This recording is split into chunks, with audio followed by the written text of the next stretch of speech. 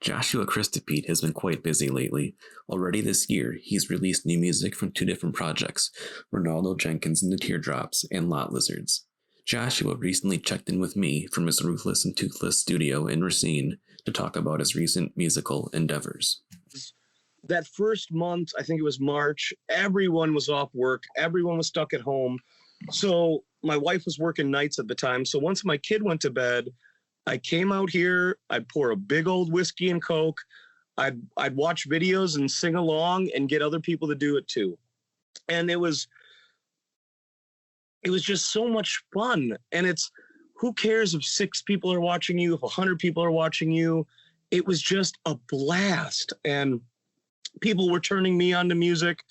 I hopefully was turning them on to music. And it was this beautiful, I felt like we had this little like network of people. And then the algorithm started that kept saying like, oh, you're playing copywritten music. You got to stop this. You can't do this.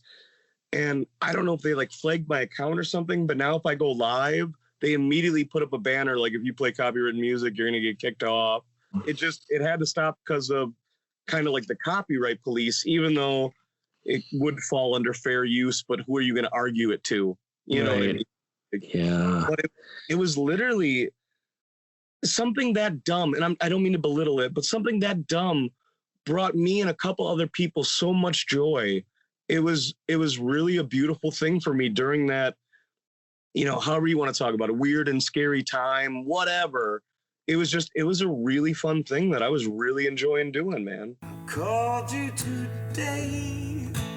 I smell foul play, and I don't feel right. I'm sad by the hour. Taste is still sour. Don't care what you have to say. Month by month, as the pandemic dragged on, Joshua decided to get to work on new music. 2 of these new songs became the latest release from Reynaldo Jenkins and the Teardrops. I hear a lot of other people talk about writer's block, and you're always writing music. You just kind of think it sounds like garbage. Like you're never okay with it. So with this new EP, what the pandemic's kind of been nice for me is I've been kind of going through a lot of old stuff and like listening to songs I didn't think were good enough back in the day, and then listening to now with new ears and then reworking. On the new EP, both of those songs were written like 5 years ago. And there was a time where I was writing 1 or 2 songs a week. So I have that back catalog of 200 random demos on a hard drive. So I didn't used to ever go through them again until the pandemic, or now if I'm bored of YouTube or something, I'll go through the hard drive and check out, 10 old songs that I don't even remember writing necessarily. Got it. 1, 2, 1, 2. Do you love me? Can't you see it in my eyes? Do you want me?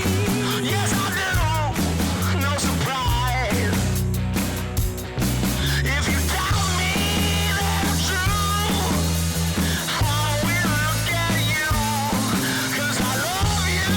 Can't you see it in my eyes?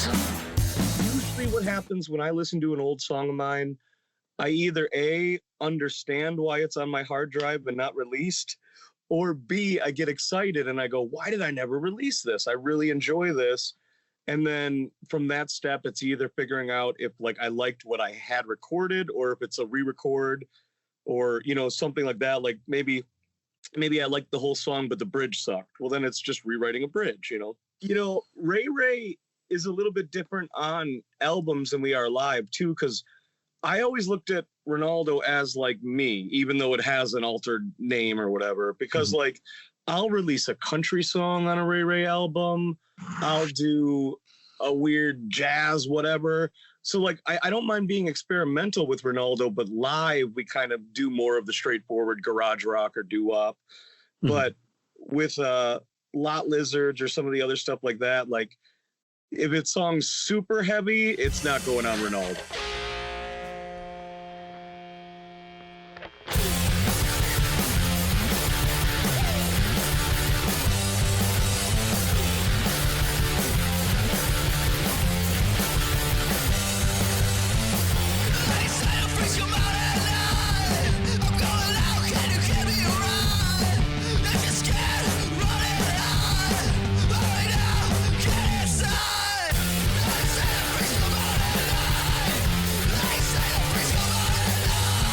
2019, Joshua joined the project Lot Lizards with Tyler Christensen. He explained to me how the project came about and talked about their latest release that came out this past January. Tyler's a madman. So I recorded his old band and we ended up befriending each other, and he lives like 5 doors down from me and I never knew it. Like, he can literally, I'll call him and I'll be like, dude, I have 1 hour to hang out. And he'll be like, cool. And he'll come over because he lives 5 doors down. Mm-hmm. So Tyler was really excited about recording, and he's kind of at the place I was a couple of years ago where, dude, he'll write 3 or 4 songs in a week. And I'm always trying to get better at recording. So every time I get a new mic, I'm like, hey, dude, let's record a song. Every time he had a new guitar part, I'm like, let's try that, but let's try it. Let's mic it differently. Let's do all this. And like, somehow that turned into, we had like 45 songs done. Wow. And a lot of those were mostly his songs solely. And in the process of him doing that also, we would start writing songs together. He would start writing on songs that I would send him a demo of because I got some new mic and wanted to try out a drum sound. And he'll, because he's just a madman, he'll go, oh yeah, I wrote an entire song to that drum beat you sent me the other night. And then he'll come over and record it. So with Lot Lizards, it really was one of those things where after, X amount of songs are recorded, Tyler was like, oh, I want to release this. We're going to be in a band. We're going to do all this.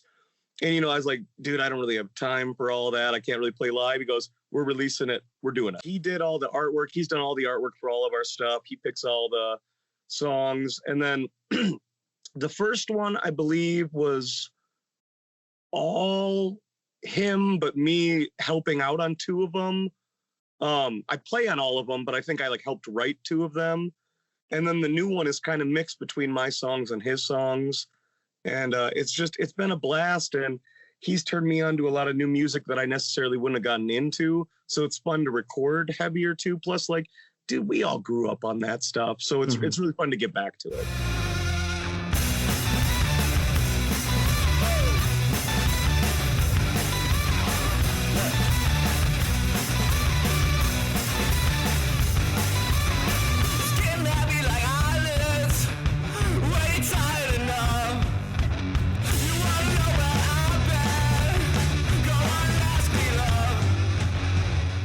In addition to playing in these projects, Joshua also runs his own recording studio, Ruthless and Toothless, which he describes as a modern-day Sun Studios. When we started having babies, the wife was like, dude, you can't frickin' keep playing drums in the house at 3 a.m.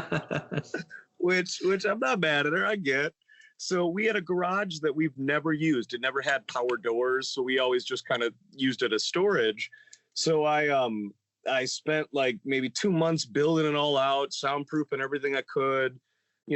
It looks really nice out here. And then I can't necessarily record drums past 11. You can still hear them outside, but you could record loud guitars, loud bass, vocals until 3, 4 in the morning, and no neighbor is going to complain. So it's been freaking amazing to have it. And just the fact that it's right here, you know what I mean? I can walk out of my door and it's outside for me is just phenomenal. So I love that freedom that you can record something and you can release it. This last EP that I did, the girl that came to do vocals on it, Annalise Pratt, she recorded vocals, I think 3 days before it got released. It's just the fact that can come out. There's this excitement, kind of like back in the day at Sun Studios. They'd have a guy come in, they'd record a record and release it next week. Yeah. So I love that excitement, but also I just don't know if it's a viable option for a living because no label is telling us we need this by this date. Me and Tyler record 20, 30 songs in a year, pick the best couple and release an EP. Yeah. And it's so much fun. There's zero stress. It's 2 dudes that are hanging out where 20 years ago, if we didn't have a studio, we would have just been drinking beer. Mm-hmm. And now we have something to show for those nights that we had together that are so memorable and amazing. Some of the bands that I've had in here to record, I just literally have had lifelong friendships with it. Tyler's one of them, all the guys in Live Tetherball, all the guys in Flat Teeth. It's just, when I get a band in here, I end up falling in love with their music, with them. You know what I mean? And you end up becoming part of their world for a little bit. and it's a slippery slope to friendship. With so many bands reuniting during the pandemic, I asked Joshua if there have been any plans to relive his late 90s band Mariner. And as he wrapped up our conversation, he left it at this.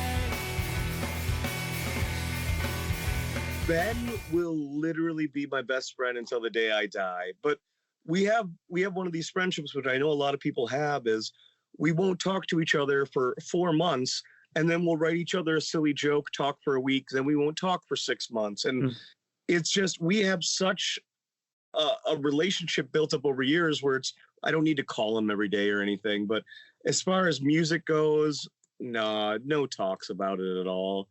I don't understand the love for Mariner, but I love that it's there, if that makes any sense. It meant a lot, man. It was really fun. And my wife always gives me crap because we always run into like 23-year-old boys that know me from that band. You know, like we'll be out to dinner and someone would be like, "You were in Mariner." And it's like, it's ridiculous, but also beautiful and humbling. I love it.